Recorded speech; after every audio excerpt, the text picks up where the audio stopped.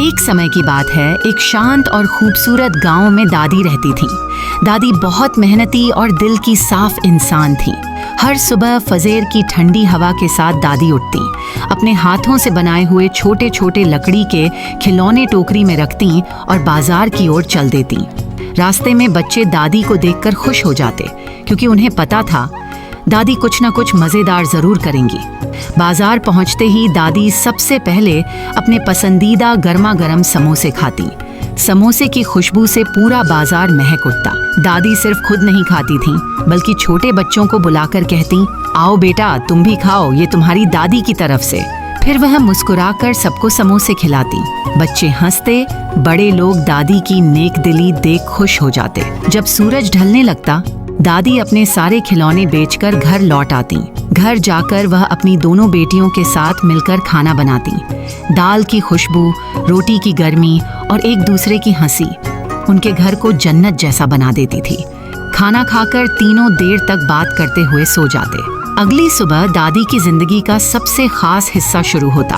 हाँ, दादी के पास एक बड़ा चमकदार साफ सुथरा हाथी था।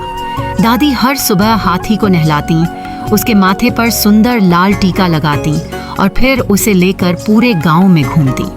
हाथी को देखकर बच्चे नाचने लगते और बड़े लोग दादी को ढेर सारा पैसा देते।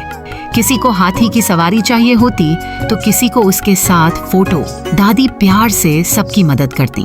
उस दिन दादी को इतना पैसा मिला कि उन्होंने सोचा, आज मैं अपनी दोनों बेटियों के लिए कुछ खास लाऊंगी। दादी बाजार गईं और बेटियों के लिए नए नए चमकीले कपड़े खरीदे। फिर दादी को एक नई मोटरसाइकिल दिखी, सुंदर लाल रंग की। दादी ने सोचा, इससे मेरी बेटियां गांव भर आराम से जा सकेंगी, और दादी ने वो मोटरसाइकिल भी खरीद ली। शाम को जब दादी घर पहुंची, बेटियां मोटरसाइकिल देखकर खुशी से उछल पड़ी। अगले दिन तीनों मोटरसाइकिल पर बैठकर खेतों की तरफ घूमने निकल पड़ी। रास्ते भर हवा उनके कपड़ों को उड़ाती रही और बेटियां हंसते हंसते दादी से चिपकी रहीं।